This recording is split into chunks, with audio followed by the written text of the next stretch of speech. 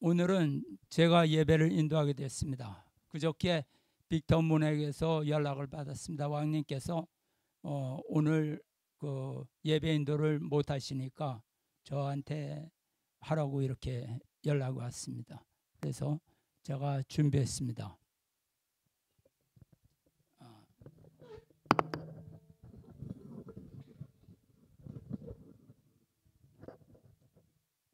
오늘 말씀의 제목은 이것입니다. 쿠어바디스 도미네 이렇게 나가는 이건 라틴어인데요. 그 뜻은 주여 어디로 가시나이까. 성경을 한번 좀 먼저 보겠습니다. 요한복음 13장 36절 이하입니다. 시몬 베드로가 가로되 주여 어디로 가시나이까. 예수께서 대답하시되 나의 가는 곳에 내가 지금 따라올 수 없으나 후에는 따라오리라. 베드로가 가로되 주여 내가 지금은 어찌하여 따를 수 없나이까. 주를 위하여 내 목숨을 버리겠나이다. 이렇게 얘기를 합니다. 이 얘기는 예수님이 십자가에 달리시기 전 이제 그 베드로와 나눴던 그런 대화입니다. 예수께서 대답하시되 내가 나를 위하여 내 목숨을 버리겠느냐. 내가 진실로 진실로 너에게 이르노니 닭 울기 전에 네가 3번 나를 부인하리라. 이러한 내용입니다.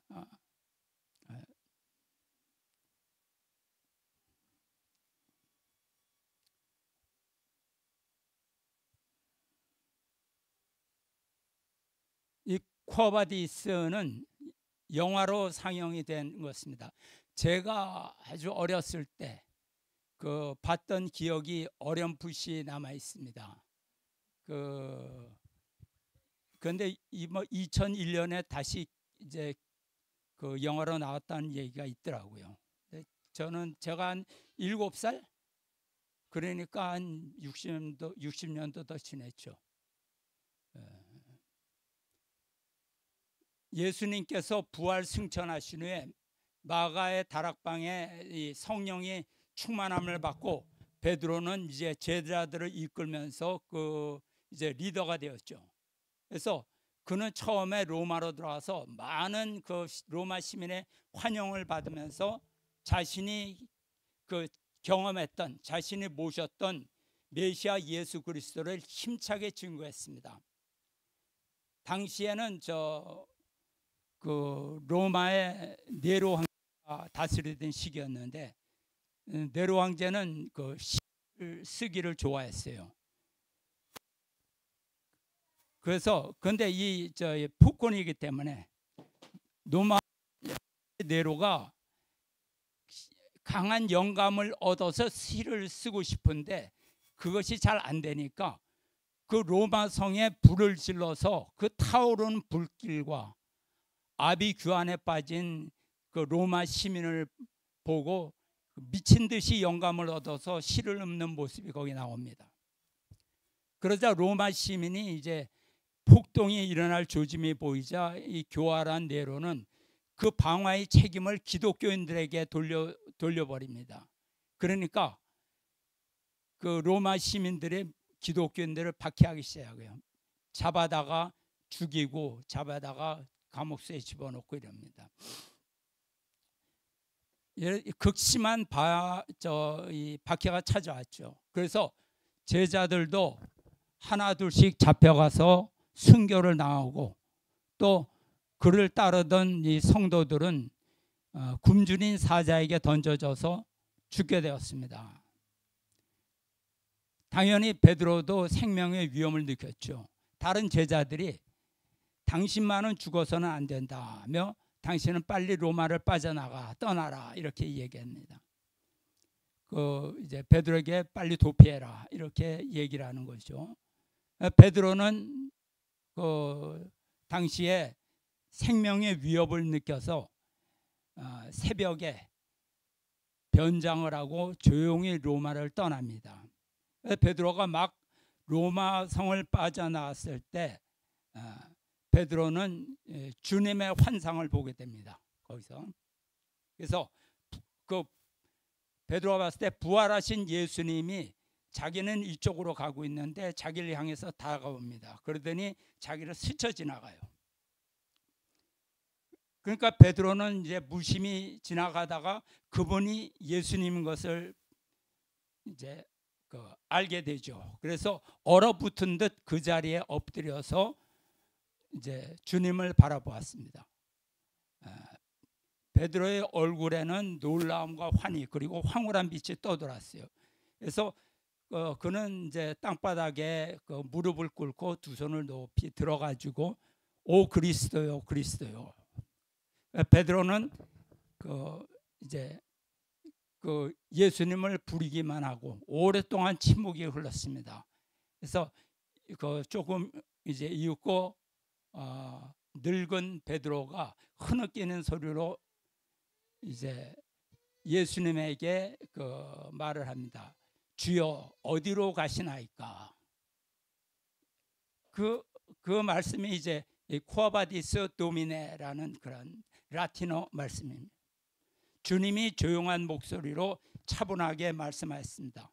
내가 내 어린 양들을 버렸으니 나는 또다시 십자가에 못 박히기 위해서 로마로 들어간다. 그 말을 들은 베드로는 꼼짝도 하지 않고 침묵 속에서 이제 죽은 듯이 땅에 엎드려 있었습니다. 그래서 한참 후에 간신히 이제 예수님은 떠나시고 간신히 몸을 일으킨 베드로는 이제 지팡이를 집어들고 다시 로마로 향해 들어갑니다. 그러니까 함께 있던 소년이 베드로를 향해서 외쳤어요. 또 쿠아바디스 도미네. 그러니까 베드로는 나직하게 대답합니다. 로마로 다시 들어간다. 그리고 로마에 들어간 베드로는 로마 군인에게 잡혀가지고 십자가에 달려 순교하게 됩니다. 베드로가 십자가 앞에 섰을 때 이렇게 고백했다고 합니다. 나는 주님에게 큰 죄를 지은 배신자요 죄인이다. 나를 십자가에 거꾸로 매달려 처형해달라. 군인들은 이 베드로의 마지막 요청을 받아들여서 십자가에 거꾸로 매달았습니다. 그리고 베드로가 죽어갈 때 찬미하면서 기쁨으로 죽어갔다고 전해지고 있습니다. 물론 그 영화에는 이 픽션이 많이 들어갔을 겁니다. 그렇지만 이 영화는 굉장히 감동적인 영화죠. 생각해 보면 우리 모두가 메시아 참 아버님을 버린 배신자입니다. 우리 양심에 주님에 대한 참회가, 주님에 대한 신앙이 우리에게 남아 있습니까? 우리도 이런 질문을 할 수가 있죠. 쿠아바디스 도미네, 주여 어디로 가시나이까? 주님의 대답은 너 대신 십자가를 지러 간다.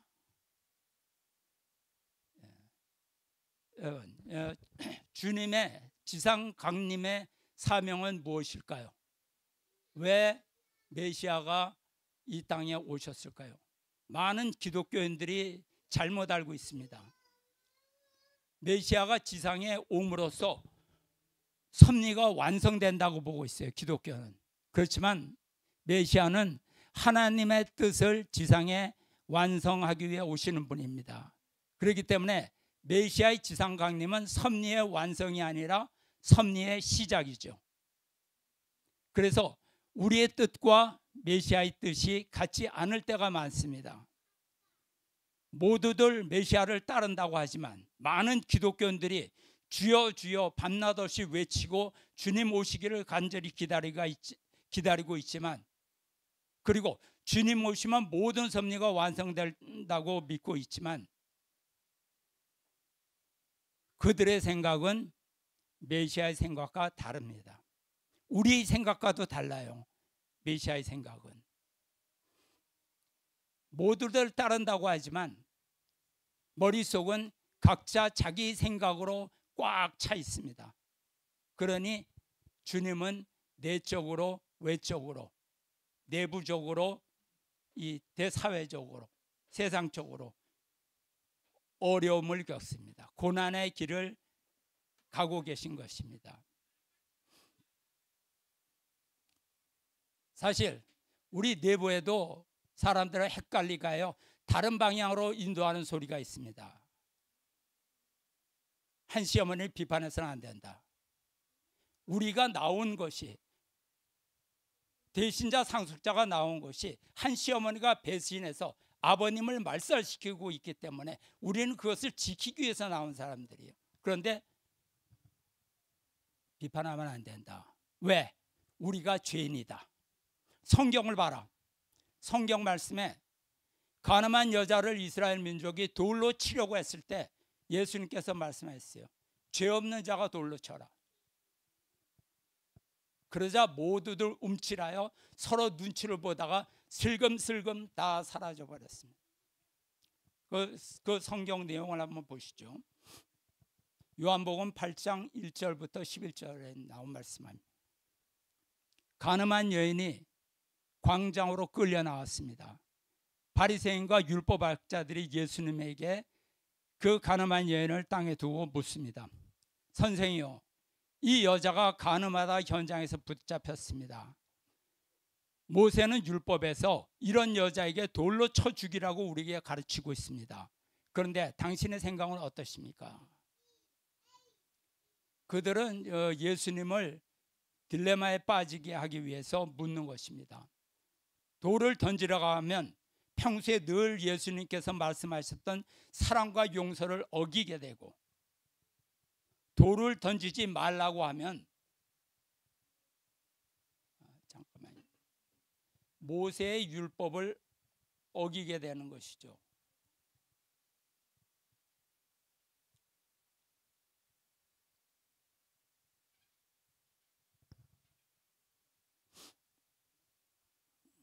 그렇지만 예수님이 어떤 분이신가요? 예수님이 대답하십니다.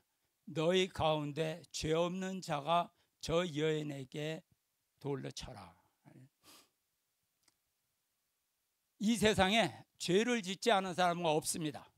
그러니까 누가 감히 돌을 던질 수 있겠습니까? 이 말씀 하나로 그 바리새인과 율법학자들의 계략이 완전히 무너졌죠. 가늠한 여인에게 돌을 던져 처형하라는 모세의 율법을 어기지 않으면서도 동시에 아무도 돌을 던지지 못하게 함으로써 사랑과 용서를 동시에 보여준 거죠. 솔로몬의 지혜보다 더 현명한 판단을 내리신 것입니다. 그래서 이 내용을 앞서서 우리도 모두 죄인인데 우리는 비난할 자격도 없다. 왕님은 비난할 자격이 있어도 우리는 비난하면 안 된다. 그런데 솔직히 생각해 봅시다. 이게 무슨 소리예요? 왕님이 비난하니까 우리도 비난하는 거지. 왕님이 비난하지 않으면 우리도 비난하면 안 되죠. 왜? 우리는 왕님을 따르는 사람이니까. 3대 왕권을 우리는 따르는 사람이니까. 가르치는 대로, 시키는 대로 해야죠. 아니면 따르지 말든가. 주체와 말이 다르다는 것은 무엇입니까? 말은 생각에서 나와요.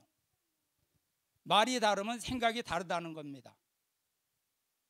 신념이 다르다는 뜻입니다. 그러면 행동이 달라져요. 왜냐? 목표가 다르니까. 행동을 한다 해도 하는 척을 할 뿐입니다. 목표가 다르니까. 성경 말씀을 가져와서 자기 생각을 예수님 말씀에 근거한 것처럼 엮으려고 합니다. 구약 성경 39권, 신약 성경 27권 내용이 그 한 구절 안에 다 들어갑니까? 성경 전체에서 흐르는 내용이 무엇입니까? 원수를 사랑하라입니까? 아닙니다. 원수와 싸워서 사탄을 쫓아내라는 겁니다. 잘 봐야 됩니다. 사탄 세력과의 싸움입니다. 사탄을 비난하고 대가리가 깨져도 싸워 무너뜨리는 사고와 방법과 그것을 알려주는 교과서가 성경입니다. 이것이 성경에 담겨있는 신앙이에요. 사랑은 어떻게 하느냐? 원수가 무너져서 힘을 잃었을 때, 더 이상 하나님께 대적할 힘이 없을 때, 그때 사탄에게 사로잡혔던 그 인간을 불쌍히 여겨라, 그런 뜻이죠. 더 이상 짓밟을 필요가 없다, 용서해 줘라, 이런 뜻입니다. 참 아버님은 프레이저가 코리아 게이트를 일으켜서 미국 섭리를 끊어버리려고 할 때 박보익 총재를 시켜서 프레이저 원 의장과 싸웠습니다. 그리고 그를 완전히 꺾어버렸습니다. 정계에서 은퇴시켜버렸어요. 그 후에 박보익 총재에게 프레이저를 위해서 기도해 주라 라고 말씀하셨습니다. 이것이 사랑이에요. 원수에게는 증오심을 갖고 싸워야 합니다. 아니면 내가 죽어요. 여러분이 사랑으로 사탄을 자연굴복시킬 수 있다고 믿어요? 공산당에게 사랑을 주면 공산당이 나 감동해서 나 이제부터 공산당 안 할게 이래요? 끌고 가서 죽여버려요. 사랑으로 사탄을 자연 굴복시킬 수 있다고 믿습니까, 여러분이? 그렇다 그러면 예수님이 왜 십자가에 달리셨어요? 사랑이 없어서 달렸어요? 그들에게 감동을 안 줘서 달렸습니까? 공산당이 사랑 앞에 굴복합니까? 사탄과 하나님의 싸움은 무엇입니까? 인간을 차지하겠다는 그런 싸움이죠. 사탄은 사탄의 사람을 통해서 하나님의 영역을 빼앗으려고 하고, 하나님은 하나님의 백성을 통해서 사탄 세력을 무너뜨리려는 섭리를 하십니다. 이것이 성경의 역사예요. 성경 한 구절만 보고 자기 식으로 인용해서 해석하면 안 돼요. 그거는 성경은 전체로 봐야 됩니다. 사탄은 자기 생각을 직접 나타내서 유혹하지 않습니다. 하나님의 말씀으로 유혹을 합니다. 보세요. 성경에 다 그렇게 나와 있습니다. 그래서 사탄은 속이는 자입니다. 전에 참 아버님이 성화하신 것은 한씨 어머니의 잘못이 아니라 우리의 잘못입니다 라고 우리 내부를 혼란에 빠뜨리는 그런 소리가 있었습니다. 여기에 우리 단순하고 어린 식구들이 동조하고 결국 내 탓이요 내 탓이요 하고 내가 용서를 빌어한다, 남을 탓하면 안 된다 라고 이렇게 얘기했습니다. 우리가 뭐 카톨릭 신앙을 하고 있나요? 내 탓하게? 그때 왕님께서 팀 엘더 본부장을 통해서 분명한 가르침을 주셨습니다. 기억하세요? 유튜브에 나와 있습니다. 아버님께서 성화하신 것은 우리가 책임을 다하지 못해서가 아니다 라고 분명히 유튜브에 통해서 강연을 하셨습니다. 사탄과의 싸움을 위해서 우리를 선택하셨어요. 하나님께서. 그래서 사탄의 여인 바벨론의 음녀에게 돌을 줘서는 안 된다는 소리를 하면 안 됩니다. 너도 타락한 인간이잖아. 왕님이 비난하더라도 너는 비난하면 안 돼.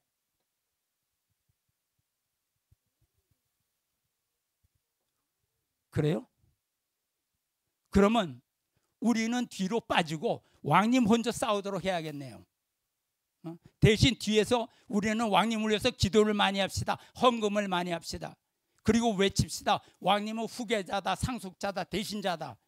이렇게만 하라는 겁니까? 왕님은 트럼프 랠리에서 생명을 걸고 싸웠습니다. 식구들 하시고 함께 싸우자고 미국에서 일본에서 용병으로 와라. 때로는 준엄하게 책망했어요. 너희는 한국과 일본에서 집안에서 유튜브를 통해서 싸우는 소식이나 듣고 있고 왕님 혈통은 싸우다가 죽으라는 것이냐? 그런 말씀 하시죠.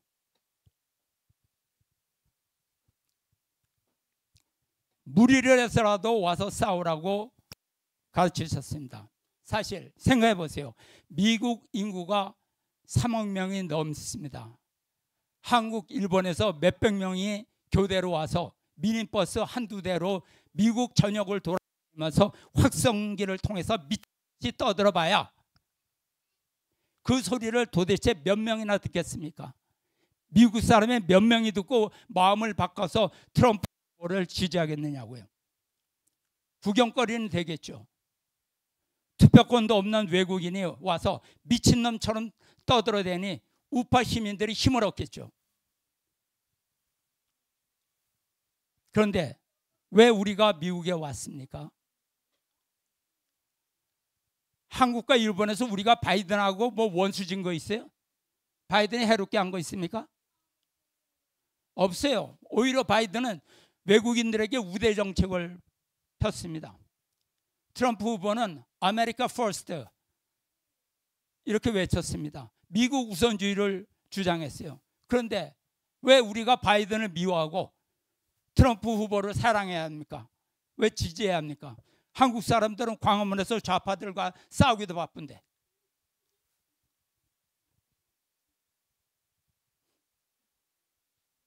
자기 발등에 불도 못 끄고 있는데 우리가 왜 미국에 왔습니까? 다른 사람들이 미친놈들이라고 욕하면 뭐라고 그것을 해명할 수 있습니까? 우리 속을 어떻게 뒤집어서 보여줄 수 있어요? 못하지 않습니까? 왜 우리가 직장에서 연간내고 학교 강의 빠지고 몇백만 원씩 자비 들여서 생고생을 하며 길거리에서 자고 버스 안에서 자면서 미국에 왔습니까? 우리 청년들이. 우리가 온 목적은 단순합니다. 우리의 영적 지도자가 우리를 불러서 함께 싸우자고 하셔서 우리는 무조건 온 것입니다. 무조건 온 거예요.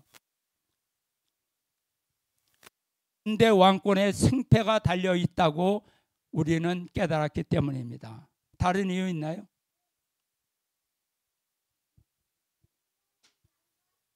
왕님 말씀이 다 이해가 돼서 왔습니까? 아니요. 무조건 왔습니다. 왕님 말씀에 트럼프 후보가 대통령이 될 확률이 0.0000001%도 안 된다고 하셨어요.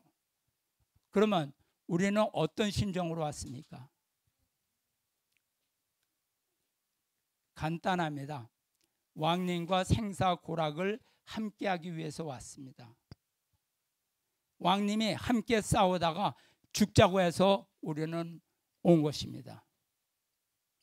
왕님은 항상 맨 앞에서 싸우셨어요. 뒤에서 명령하시는 분이 아닙니다. 그러니 우리는 어떻게 해야 합니까? 왕님이 하라는 대로 해야 합니다. 왕님이 가르치 우리는 떠듭니다. 왕님이 사람들 모아놓고 가르치면 우리는 세상에 나가서 그 말을 확성기를 대고 세상 사람 모두가 듣도록 떠들어야 하는 것입니다. 내가 타락인간이라도 그래서 부끄러워도 그래도 큰 소리로 외쳐야 합니다. 이번에 왕님께서 중국 CCP를 무너뜨리기 위해서 중국 땅을 복귀해서 대만에 가셨습니다. 이게 컴퓨터가 좀 시원치 않아 가지고 여러분 사실 이것이 이해가 됩니까? 왕님을 따르는 사람이 지금 몇 명입니까? 몇 명 안 돼요. 그런데 16억 중국을 복귀할 수 있을까요?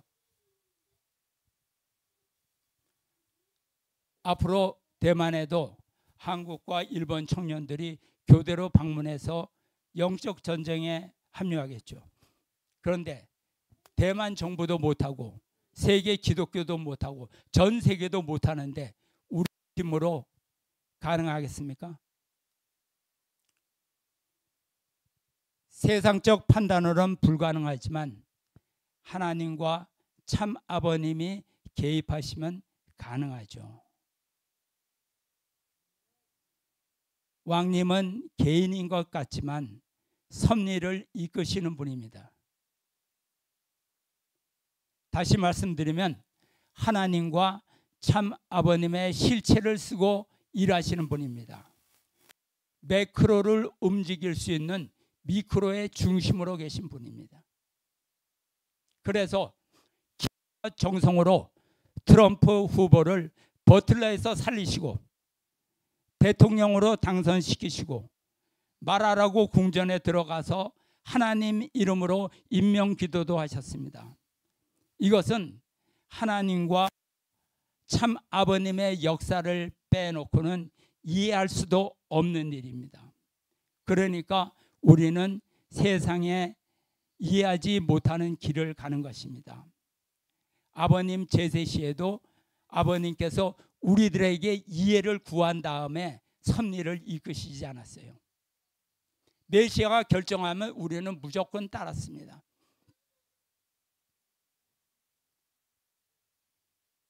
쿠아바디스 도미네, 주여 어디로 가시나이까? 저희도 따라가겠습니다. 이것이 우리의 정신입니다. 2000년 전 예수님과 제자 12명의 희생이 오늘날의 기독교를 일으켰듯이 우리가 3대 왕권을 중심으로 크로에 참여하는 것입니다. 우리 정성이 5%가 아니라 0.0000005%도 안 되지만 하나님은 미크로에서 승리하기를 바라십니다.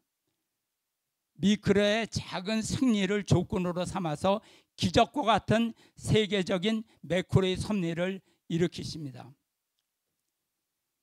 버틀러에서 트럼프가 0.01초도 안 되는 그 순간 머리를 돌린 그 사건은 모세가 홍해를 가른 기적보다 큰 것입니다. 통일성전에서 이대왕님이 말하라고 궁전에서 일으킨 임명기도는 오병이어의 기적보다 큰 것입니다. 우리는 눈에 보이지 않은 하나님의 역사를 보고 이대왕님을 따르는 겁니다. 그러니 무조건 순종해야 됩니다. 내 생각이 있을 수 없어요. 이대왕님께서 로키 산맥을 통과하라 하면 통과하고 비행기에서 뛰어내리라 하면 뛰어내는 것입니다. 60 먹은 게 스카이다이빙을 시키셨어요. 참 비행기에서 몸을 던지는 겁니다. 괜찮을 것 같아서 할만해서 이해가 돼서 수천 미터 상공에서 몸을 던지겠습니까? 죽으라면 죽으리라. 이 훈련을 한 것이죠. 내 가는 곳에 너희도 따라와라. 이 훈련을 한 것이죠.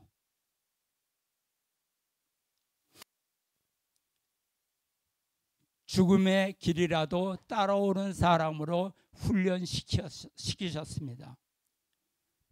그렇기 때문에 이대왕님을 따르다 보면 우리의 판단으로 이해되지 않는 일도 많이 있습니다. 아닐 것 같은 일도 지시할 때가 있어요. 왜냐? 왕님은 천상의 참 아버님의 뜻을 받들어서 섭리를 진행하시는 분이기 때문입니다. 왕님은 하나님 앞에서 참 아버님 앞에서 그야말로 절대신앙, 절대사랑, 절대 복종을 보여주시는 분입니다. 왕님께서는 당신의 노종은 이상 노종이라고 말씀하셨어요. 다른 말로 절대 복종과 재물의 노종이라는 거란 말씀입니다. 아브라함이 죽이려 할 때 이삭은 절대 복종했습니다. 100세 넘은 아버지 아브라함이 죽이려 할 때, 칼로 자기를 찍으려고 할 때 이삭은 순종을 했어요. 그러면 죽으리라. 아버지 아브라함과 절대 하나가 됩니다. 아브라함에게 왜 나를 죽이려 하느냐 이유를 묻지 않았습니다.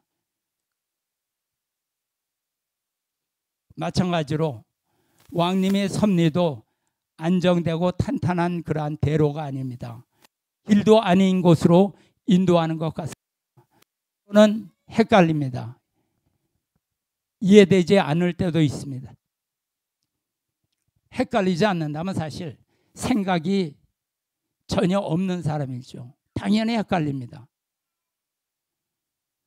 잠깐만요.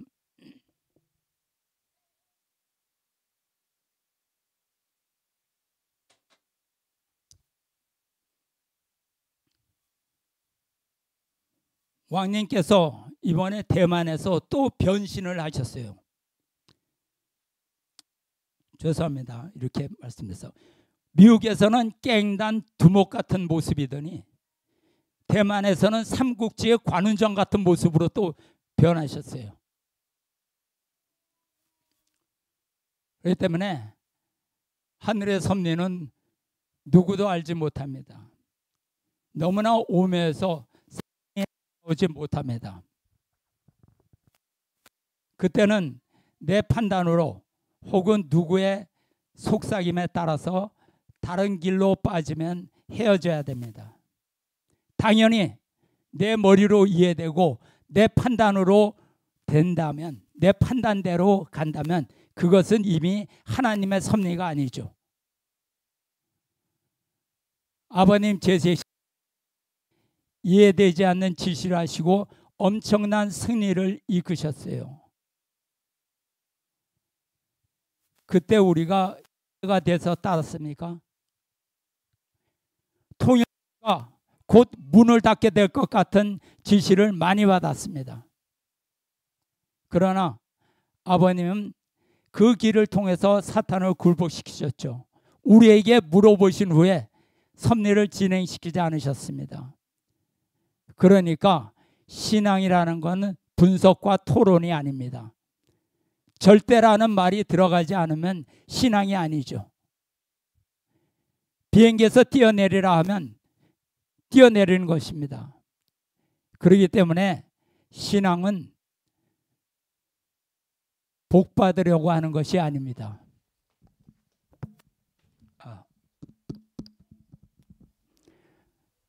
신앙은 어떤 면으로 보면 도박보다도 더 모험적인 것이에요. 우리는 그래서 항상 주님을 봐야 됩니다. 무조건 따라야 됩니다. 우리 영적 지도자를 무조건 따라야 돼요. 어디로 가십니까? 주님, 그 길을 내가 따르겠습니다. 주님께서 내가 버린 로마를 향해 간다. 내가 죽음의 길을 간다. 그 말에 베드로는 다시 로마에 들어가서 십자가에 처형을 당합니다. 베드로는 제자 중에서 가장 예수님을 신임을 받는 제자로 돌아왔습니다. 사탄에게 굴복하지 않은 베드로의 절대신앙과 절대복종으로 하늘은 매크로의 섭리를 일으키셨죠. 우리는 하나님과 참 아버님의 뜻을 따라 3대 왕권을 모시고 따르도록 선택받은 사람이에요. 우리의 사명을 헷갈리게 하는 다른 소리, 이것은 하나님에게서 나온 소리가 아닙니다. 우리는 항상 섭리의 중심을 향해서 해야 되고 따라야 됩니다. 흉내 내야 됩니다. 동행입니다. 섭리의 중심을 주체로 모시고 동행하는 삶이 신앙의 삶입니다. 예, 이상입니다. 경청해 주셔서 감사합니다.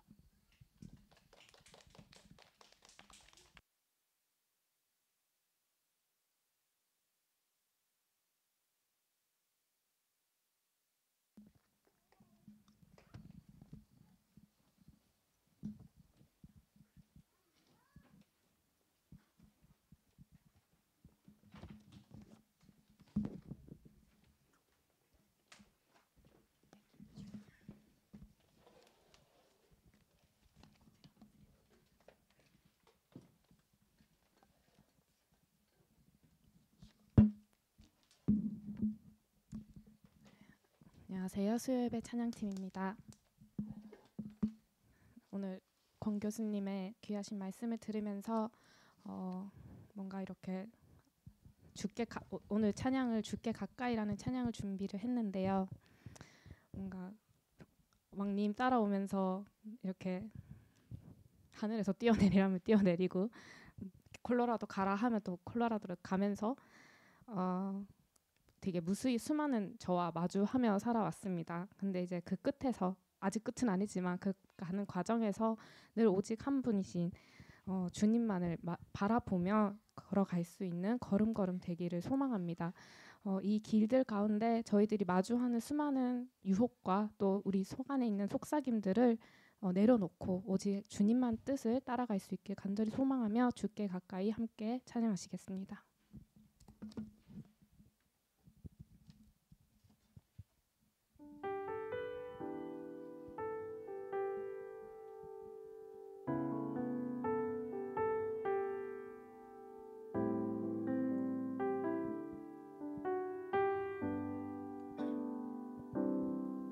주께 가까이 날 이끄소서. 간절히 주님만을 원합니다. 채워주소서. 주의 사랑을 진정한 찬양 드릴 수 있도록 주께 가까이 날 이끄소서. 간절히 주님만을 원합니다. 채워주소서. 주의 사랑을 진정한 찬양 드릴 수 있도록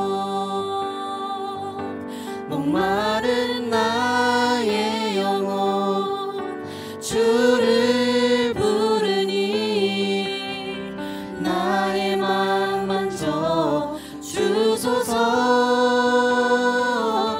주님만을 원합니다. 더 원합니다. 나의 맘 만져 주소서. 목마른 나의 영혼 주를 부르니 나의 맘 만져 주소서.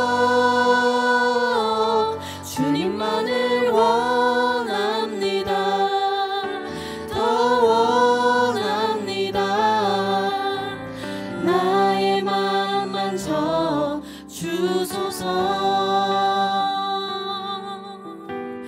나의 맘 만져 주소서.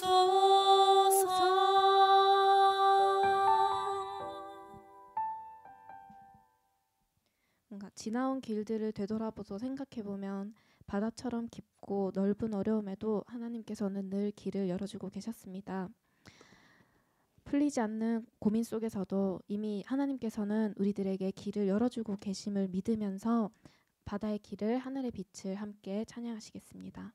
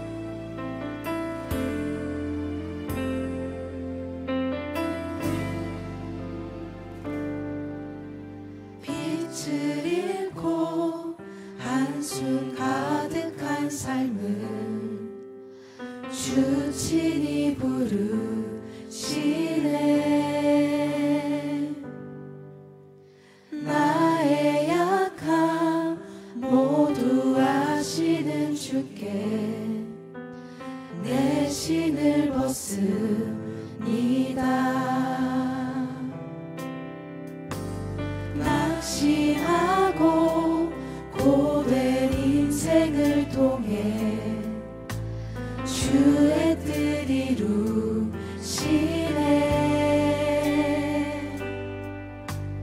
갈 길 잃은 삶의 장소만 되어 주가 역사하시네.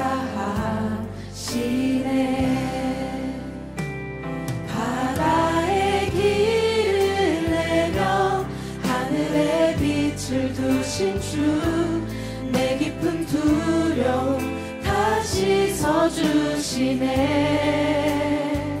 주 품에 가득 안겨 언약의 길을 걸으리. 한없는 그 사랑 나 찬양하리라.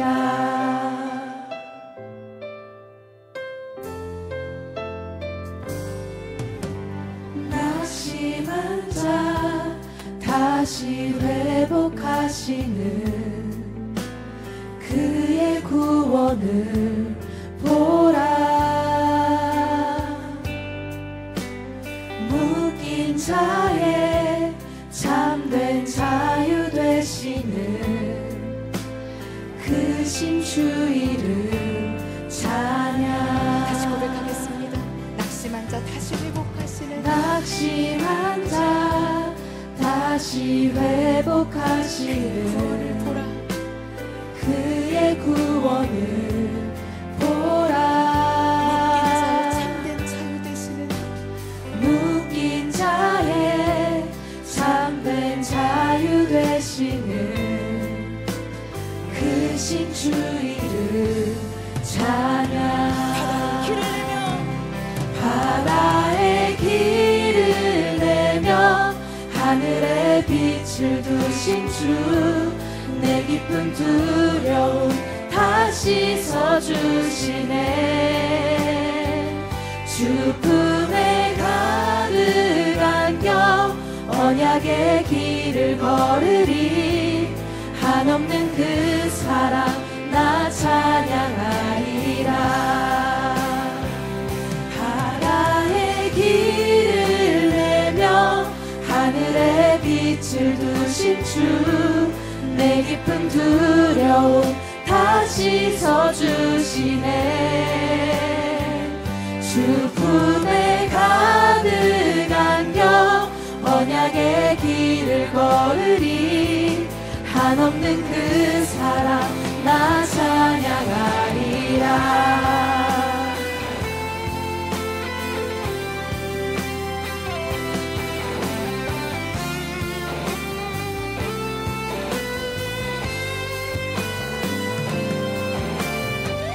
바다의 길을 내며 바다의 길을 내며 하늘에 빛을 두신 주, 내 깊은 두려움 다시 서주시네. 주 품에 가득 안겨 언약의 길을 걸으리. 한없는 그 사랑 나 찬양하리라. 바다의 길을 내며 하늘에 빛을 두신 주, 내 깊은 두려움 다시 서주시네. 주 품에 가득 안겨 언약의 길을 걸으리. 한없는 그 사랑 나 찬양하리라. 바다의 길을 내며 하늘에 빛을 두신 주, 내 깊은 두려움 다시 서주시네. 주 품에 가득 안겨 언약의 길을 걸으리. 한없는 그 사랑 나 찬양하리라. 한없는 그 사랑 나 찬양하리라. 한없는 그 사랑 나 찬양하리라.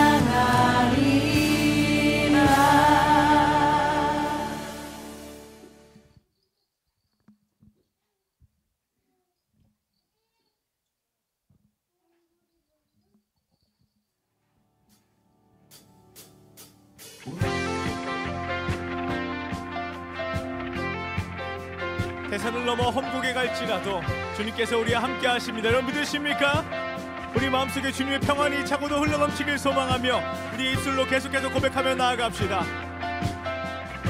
대산을 넘어 그 산을 넘어 험곡에 가도 빛 가운데로 걸어가면 주께서 항상 지키시기로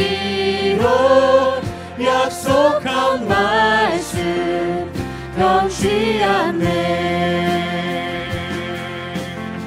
한 번 더 고백합시다. 대산을 그 산을 넘어 험곡에 가도 빛 가운데로 걸어가면 주께서 항상 지키시기로 약속한 말씀 변치 않네. 하늘의 영광 하늘의 영광 하늘의 영광 나의 맘속에 차고도 넘쳐 할렐루야를 힘차게 불러 영원히 주를 찬양하리. 아멘.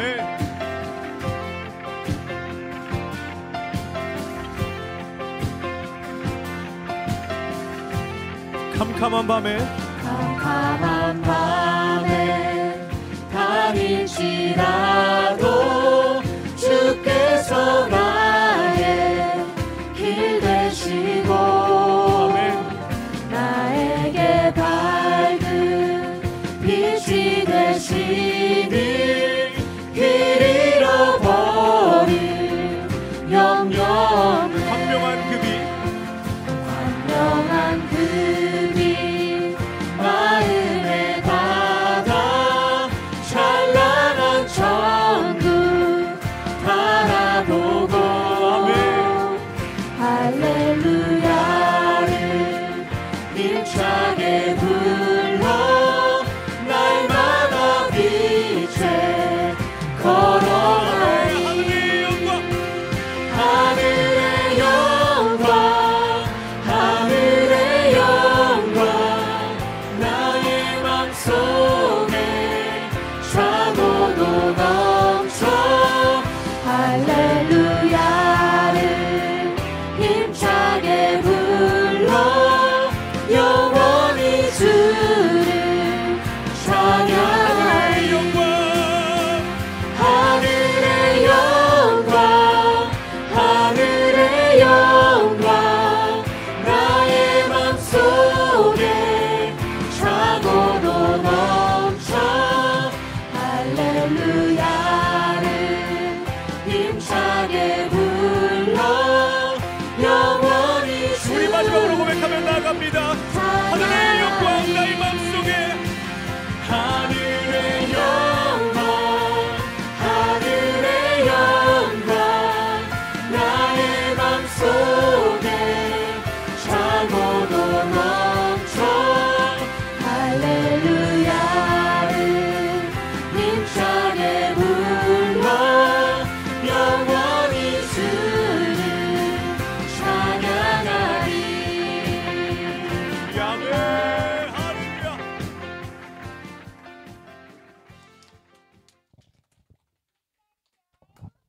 감사합니다.